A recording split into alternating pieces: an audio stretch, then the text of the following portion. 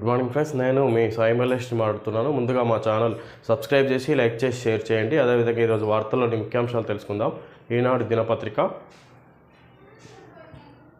రాబడి పెరగాల్సిందే సమావేశంలో మాట్లాడుతున్న సీఎం రేవంత్ రెడ్డి. చిత్రంలో పొంగిలేటి శ్రీనివాసరెడ్డి, బట్టి విక్రమార్క, జూపల్లి కృష్ణారావు. మద్యం తయారీ విక్రయాలపై నిఘా పెంచాలి, జీఎస్టీ వసూలులో నిక్కచ్చిగా వ్యవహరించాలి. అధికారులకు సీఎం రేవంత్ రెడ్డి ఆదేశం. కీలక శాఖలపై ముఖ్యమంత్రి సమీక్ష. ప్రభుత్వం నిర్దేశించిన లక్ష్యం ప్రకారం ప్రస్తుతం ఆర్థిక సంవత్సరం 2024-25లో ప్రతి శాఖ ఆదాయం సాధించి తీరాలని సీఎం రేవంత్ రెడ్డి ఆదేశించారు. రాష్ట్ర ఖజానాకు ఆదాయాన్ని సమకూర్చే వాణిజ్య పన్నులు, ఎక్సైజ్, రిజిస్ట్రేషన్ల శాఖల పనితీరుపై గురువారం తన ఛాంబర్లో ముఖ్యమంత్రి సుదీర్ఘ సమీక్ష జరిపారు. ఉప ముఖ్యమంత్రి బట్టి విక్రమార్క, మంత్రులు పొంగిలేటి శ్రీనివాసరెడ్డి, జూపల్లి కృష్ణారావు, ప్రభుత్వ ప్రధాన కార్యదర్శి శాంతికుమారి, ఇతర ఉన్నతాధికారులు ఈ సమావేశంలో పాల్గొన్నారు. ఈ సందర్భంగా సీఎం రేవంత్ రెడ్డి మాట్లాడుతూ లక్ష్యం మేరకు ఆదాయం ఆర్జించాలంటే శాఖల వారీగా సంస్కరణలు, కఠిన చర్యలు చేపట్టాలని సూచించారు. ఈ విధంగా రాబడి పెరగాల్సిందే అంటే ఇక్కడ వివిధ మార్గాల ద్వారా ప్రభుత్వానికి వచ్చే ఆదాయం ఇక్కడ కసరత్తు చేస్తున్నారు ఇక్కడ రేవంత్ రెడ్డి ప్రభుత్వం అని తెలుసుకోవచ్చు. ఈ విధంగా ఇక్కడ ప్రతి శాఖ ఆదాయం సాధించి తీరాలని సీఎం రేవంత్ రెడ్డి ఆదేశించారు. రాష్ట్ర ఖజానాకు ఆదాయాన్ని సమకూర్చే వాణిజ్య పన్నులు, ఎక్సైజ్, రిజిస్ట్రేషన్ శాఖల పనితీరుపై గురువారం తన ఛాంబర్లో ముఖ్యమంత్రి సుదీర్ఘ సమీక్ష జరిపారని ఇక్కడ రాబడి పెరగాల్సిందే అని ఇక్కడ ప్రభుత్వానికి వచ్చే ఆదాయం మీద పన్నులు, ఇక్కడ ఎక్సైజ్ శాఖ, అదేవిధంగా రిజిస్ట్రేషన్ శాఖల పనితీరుపై ఇక్కడ విచారణ చేపడుతున్నారు. దాని మీద సుదీర్ఘ చర్చ జరుపుతున్నారు ఇక్కడ సీఎం రేవంత్ రెడ్డి అని మనం తెలుసుకోవచ్చు. ఆదాయం తెచ్చిపెట్టే వనరులు, పన్నుల వసూలపై అధికారులు నిక్కచ్చిగా ఉండాలి. సంబంధిత విభాగాన్ని అవసరమైతే పునర్వ్యవస్థీకరించుకోవాలి. ఆదాయం రాబట్టేందుకు వీలైనన్ని సంస్కరణలు చేసుకోవాలి. సీఎం రేవంత్ రెడ్డి ఆదాయాన్ని తెచ్చిపెట్టే వనరులు, పన్నుల వసూళ్లపై అధికారులు నిక్కచ్చిగా ఉండాలి.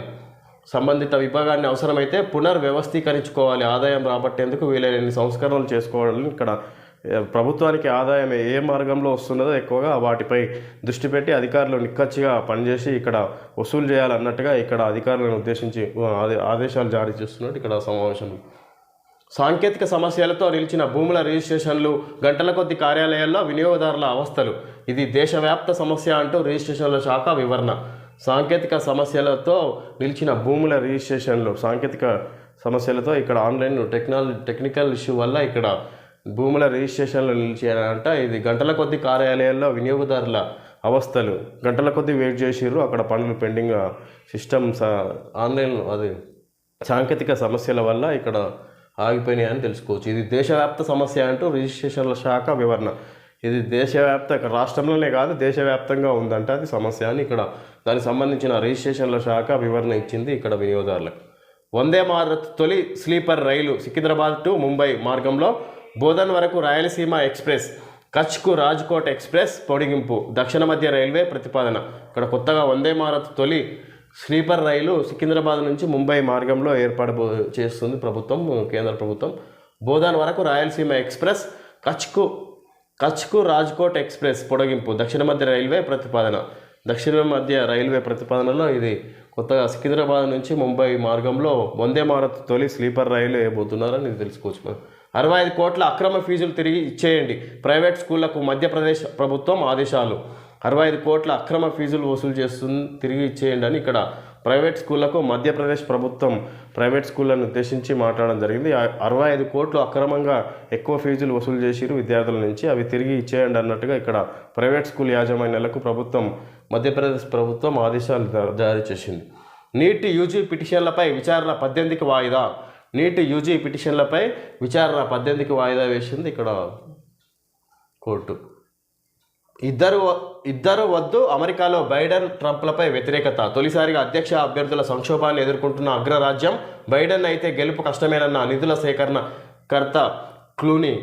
గతంలో ఎన్నడూ లేనంతగా అధ్యక్ష అభ్యర్థుల సంక్షోభాన్ని అమెరికా ఎదుర్కొంటుంది. ప్రస్తుతం పోటీలో ఉన్న డెమోక్రాటిక్ అభ్యర్థి జో బైడెన్, రిపబ్లికన్ అభ్యర్థి డొనాల్డ్ ట్రంప్లపై ఓటర్లు పెదవి విరుస్తున్నారు. ట్రంప్ కంటే బైడెన్పై ఈ వ్యతిరేకత కాస్త ఎక్కువగా ఉంది. హాలీవుడ్లో బైడెన్కు నిధులను సేకరించే నటుడు, దర్శకుడు జార్జ్ క్లూనీ సైతం తీవ్రంగా స్పందించారు.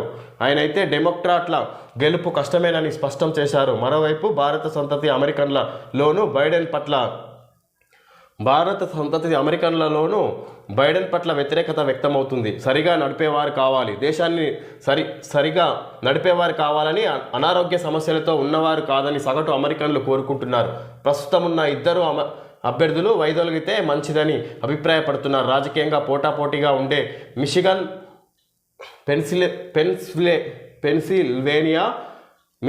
పెన్సిల్వేనియా, నెవడా రాష్ట్రాల్లో బైడెన్పై వ్యతిరేకత స్పష్టంగా కనిపిస్తుంది.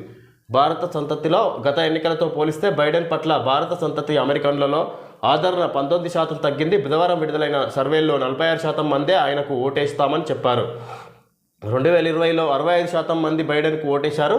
అయితే మారిన ఓటర్లంతా ట్రంప్ వైపునకు మళ్ళినట్లు కనిపించలేదు. 2020లో ట్రంప్నకు 28% మంది ఓటేగా ఈసారి ఆయనకు ఓటేస్తామని 30% మంది భారత సంతతి అమెరికన్లు వెల్లడించారు. ఉపాధ్యక్షురాలు కమలా హారిస్ పట్ల 54% మంది అభిమానం చూపారు. ఈ విధంగా ఇద్దరు వద్దని ఇక్కడ అక్కడ అమెరికన్లు వ్యక్తం చేస్తున్నారు. భారత సంతతి కూడా జో బైడెన్ పైన తీవ్ర వ్యతిరేకత ఉంది. అదేవిధంగా ఇక్కడ ట్రంప్ పైన కూడా ట్రంప్కు మద్దతు ఇచ్చే విధంగా కూడా లేదు అక్కడ ఈ భారతీయ అమెరికన్లని ఇక్కడ సందర్భంగా తెలుసుకోవచ్చు. అయితే కొత్త వ్యక్తులు రావాలని ఇక్కడ కోరుకుంటున్నట్లు అమెరికన్లు అమెరికా అధ్యక్ష పదవి కొత్త వ్యక్తికి అప్పచెప్పాలన్నట్టుగా అక్కడ అమెరికన్లు కోరుకుంటున్నట్టు ఇక్కడ తెలుసుకోవచ్చు మనం. కత్తి దూసిన ప్రేమోన్మాదం, తనను కాదని మరొకరితో వివాహం చేస్తున్నారని యువకుడి ఆగ్రహం. వేటకడవలితో యువతి తల్లిదండ్రులపై దాడి, ఇద్దరు మృతి.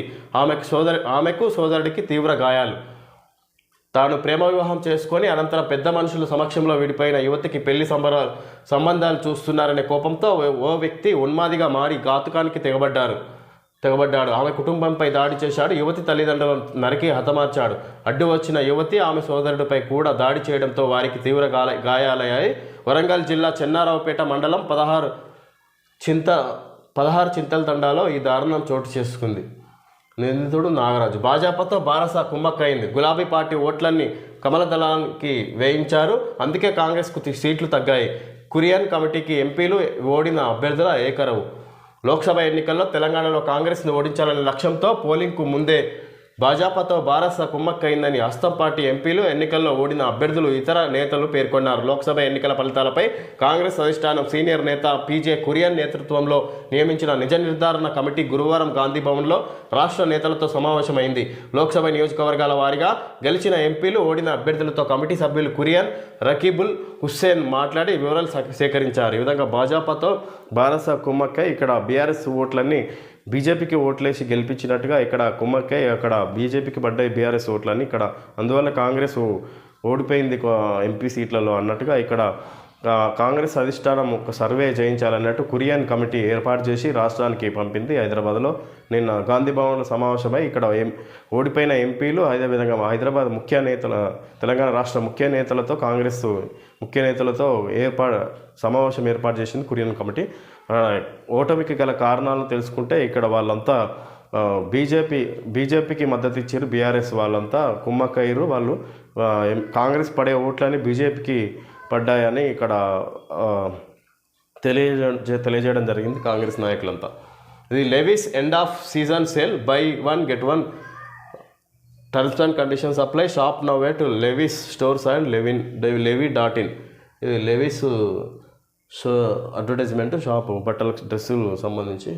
ఓకే ఫ్రెండ్స్, ఈరోజు వార్తల్లోని ముఖ్యాంశాలు తెలుసుకోవడం జరిగింది. Thank you friends.